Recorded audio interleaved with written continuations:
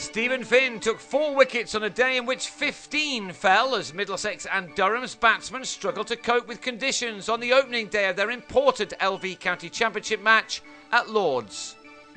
Put in by Neil Dexter under overcast skies, Durham got off to a bad start, losing Mark Stoneman to the second ball of the match as he edged Tim Murtagh behind. Corey Collymore was given the new ball ahead of Finn and showed why by having Scott Borthwick taken behind by John Simpson. And Simpson was celebrating again in the game's 5th over, Keaton Jennings with a nick this time off Murtagh. Durham began this match strongly placed in the championship table, with Middlesex just 1 place beneath them, having played a game more. 13 for 3 was not the ideal start for the visitors, of course, but Ben Stokes looked bright, playing some neat shots in making 21 of a 4th wicket stand of 25 with Will Smith. Finn went through his first 3 overs without success, but in his 4th, he had Stokes held by Sam Robson as the home side stayed on top of their opponents. Finn, charging in from the pavilion end, was delivering some pace, which Smith utilised by helping a short ball over the ropes for a 6.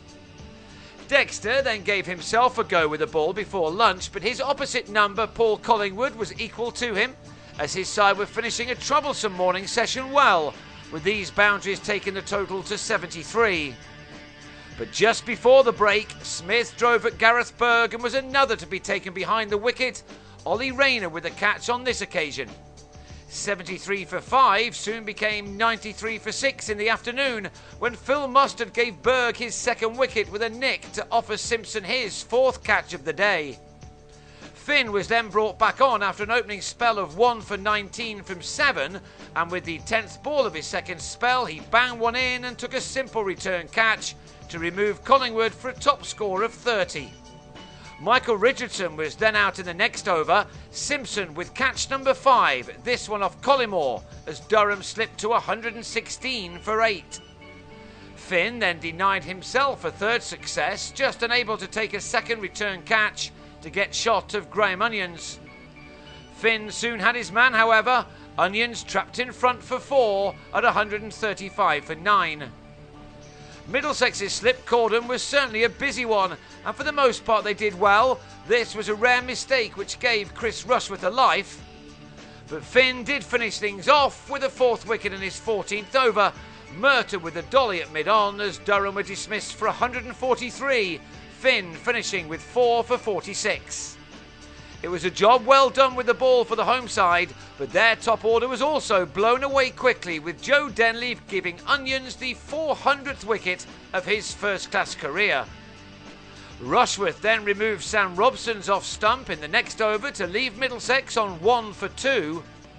A score that became 15 for 3 when Adam Voges slashed a short and wide delivery from Onions to Stokes. So the innings had started off in a similar way to Durham's, and just like in the morning, there was a brief respite from the wickets as Owen, Morgan and Dexter added 31 for the 4th. This was Morgan's first-class innings for a year. He survived for just over an hour in making 20 before he was beaten by Stokes' full toss to fall LBW at 46 for 4. It wasn't a day which was totally dominated by the ball, however.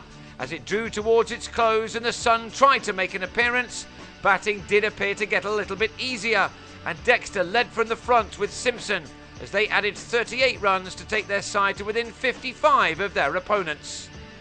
But then Simpson on 20 turned Borthwick to Stoneman, another man on this day to give his wicket away rather too easily. Neither Dexter nor Berg did that, however, as they ensured it was their side which finished this day on a high. Berg played as well as anyone had all day, playing in a positive manner as he raced to 28 before the close, made out of an unbroken partnership of 38 with Dexter, who by the end had made the highest score of the day of 40, which had helped his side into a pretty good position so early on in the piece. He will know that if he and Berg plus a decent tail can add more on day 2, then Middlesex will be very handily placed to win a game they really can't afford to lose if they're going to claim their first championship title since 1993. They'll go again on 126 for 5, leaving them just 17 runs adrift.